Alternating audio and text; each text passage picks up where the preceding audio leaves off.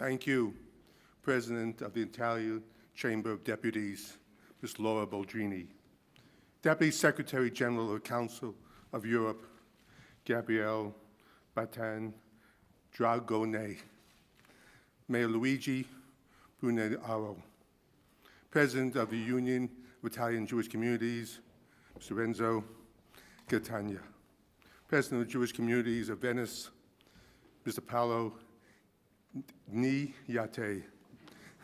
It's not easy. Mr. Simon Shama, easy.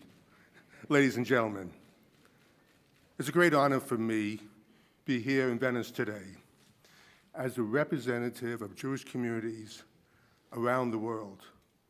I would like to thank the Italian government, the City of Venice, and the Jewish community for your gracious welcome and for marking this very important event. Most of all, I want to thank you for remembering. It is not easy to recall events from our past that were wrong, but to recall an error in a very public way. I believe this shows courage and strength. And that is something that Jews have always admired in the Italian people, your courage and your strength. But we gather here tonight, we must be honest. The 500th anniversary of the creation of the Jewish ghetto is a complicated affair. On one hand, the creation of a ghetto was a terrible act. It was the first time that an entire community was physically separated because of their religion.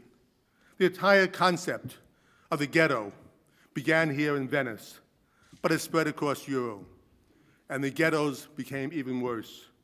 At its height here in Venice, 5,000 people were confined to a very small, congested space, the size of about 2.5 city blocks. The gates were closed at night and guarded. The people were locked in. This was, in many ways, a prison. An entire people who committed no crime were condemned to prison. And yet, there is also an important story of resilience here in Venice.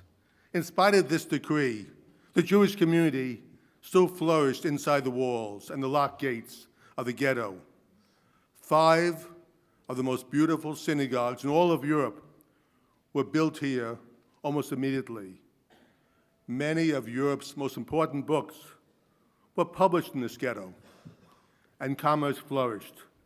I always find it fascinating that when Jews are singled out and placed in terrible situations, they build synagogues, they study, they write books, they compose music and plays, and they create art. They create, and they create, and they create. There is something else that must be pointed out. The Jews in the ghetto came from all over Italy. They came from Spain and Germany and other parts of Europe. Their only common language was Hebrew. But they all lived together in peace, and they helped each other. That is a story that should be remembered, especially today. Think about this for a moment. Jews were confined to live in a small place. Life must have been very difficult then. I don't think any of us here tonight can really understand what it was like. I certainly can't. I cannot imagine not being able to travel freely. Jewish children were not allowed to play with other children, like other children. But the amazing thing is that people who lived here could still write about places they could not see.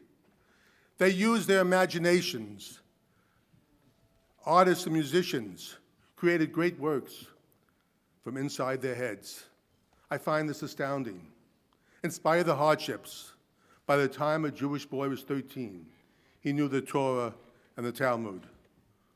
when a large percentage of the world's population was still illiterate. Doctors, confined in this tiny space, found ways to heal the sick. Then and now, the prime motivation of Jews was education and charity. Not bitterness, never bitterness, because of who they were. Jews were not defeated by the Venice Ghetto, in spite of the effort to isolate them. And even though this was done to separate the two faiths, Jews and Christians, they continued to work together because Jews were not allowed to publish their books within the ghetto. They worked with Christian printers on the outside. Jewish physicians, musicians, and artists found ways to collaborate with the world outside. Jews and Christians developed commercial and architectural projects together. Life continued in spite of the ghetto. It's very important also to remember all of this because of what is happening today in Europe. 500 years after the ghetto and well into the 21st century, we see a resurgence of anti-Semitism in Europe once again. A Jewish boy wearing a yarmulke cannot walk safely down the streets of London or Paris or Berlin. Jews again are being murdered only because they're Jewish. Some have even suggested that the Jews should leave Europe altogether. But there is here an important point. If every Jew left Europe tomorrow, that might be sad for Jews, but it would be a tragedy for Europe. That's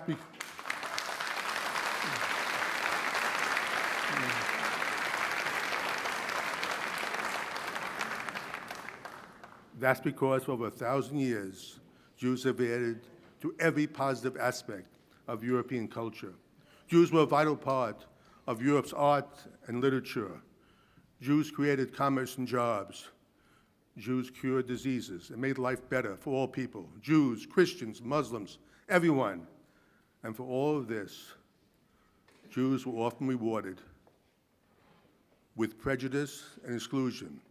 They were vilified, isolated, and in too many cases, they were even killed. Jews have always been tiny in numbers. There are only 15 million Jews today in the world, of over 1 billion Christians, and more than 1 billion Muslims. But the Jewish impact on all things positive is huge. You see this in Israel today.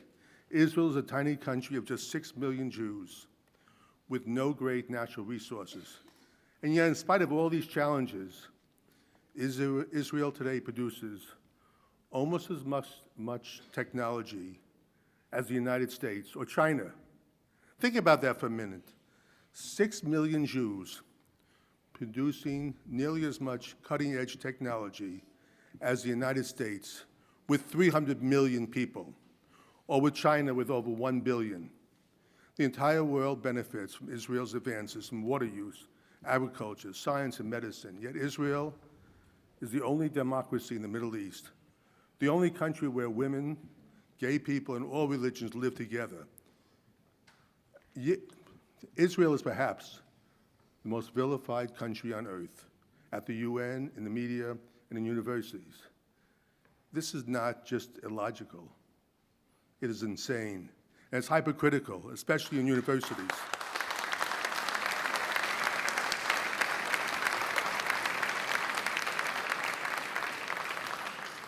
In universities, in a place where the free ideas are essential for learning, there are academic boycotts against scholars who happen to be from Israel. These boycotters say they are just anti-Israel. Let's call it what it really is. It is anti-Semitism. Just like that in the Venice Ghetto, Jews show the same resilience today. For 5,000 years, we haven't disappeared, and that's a very good thing, not just for us, but for the entire world. We must be honest. Yes, there was anti-Semitism here in Italy, and at times it was very brutal. Jews were isolated by severe decrees.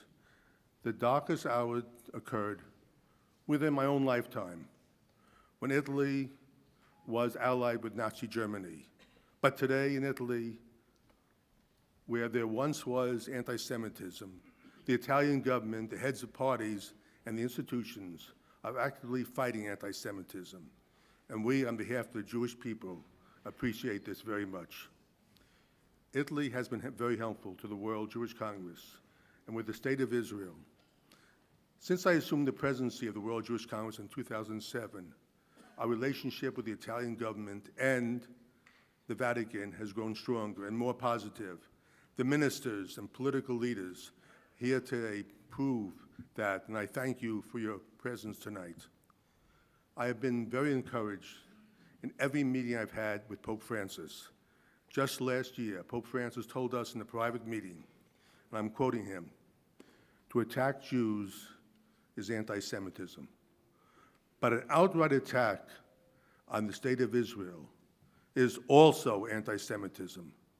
The Pope told us, I quote, "There may be political disagreements between governments on political parties, but the State of Israel has every right to exist in safety and prosperity." In my mind, Pope Francis demonstrated the definition of moral courage, especially when too many people are silent about the attacks on Jews throughout Europe and the Middle East.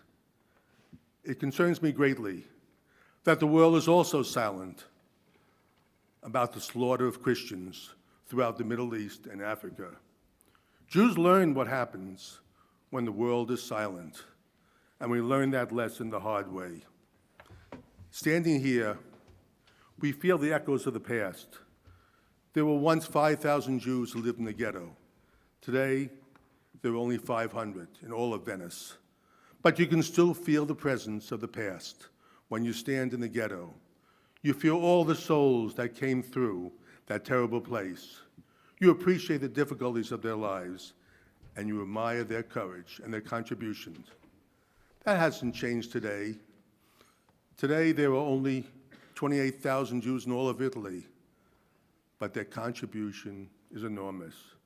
People like Primo Levi, Eli Toef, Giorgio Bassani, and many, many more have helped make Italy the great country that it is. Jews and Italians are intertwined. We saw the ghetto in the ghetto 500 years ago, just as we see it today. On behalf of the World Jewish Congress, I want to thank you, the Italian people, for remembering this part of your past. Because when you face the past with complete honesty, you actually create a much better future for our children, for your country, and for all people. Mille grazie. Thank you.